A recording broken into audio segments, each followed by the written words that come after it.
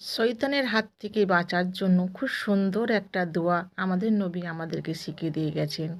কারণ শয়তান সবসময়ের জন্য আমাদেরকে নেগেটিভ পয়েন্টের ধাক্কা দেয়, আমাদেরকে নেগেটিভ জিনিসের প্রতি বেশি খেয়াল রাখার জন্য বেশি বেশি বেশি করে আমাদেরকে নেগেটিভ পয়েন্টটাই ধরিয়ে দেয়।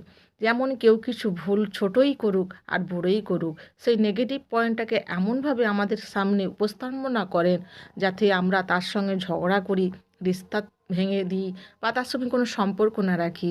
এইটাই তো শয়তানের কাজ। কারণ এইটাই তো শয়তান আল্লাহর সঙ্গে চ্যালেঞ্জ করেছিল যে আমি তোমার সঙ্গে তোমার বান্দার সাথে সম্পর্ক ছিন্ন করে দেব।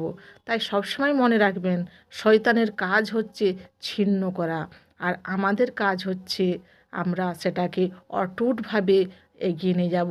সে আপন হোক আর পর হোক, সবাইকে ক্ষমা করার আমাদেরকে দরকার আছে। কারণ শয়তান এইটাই চায়, আমাদের নেগেটিভ পয়েন্টটা তারা সবসময়ের জন্য সে সেইটাই নিয়ে আমাদের প্রতি অ্যাটাক করে।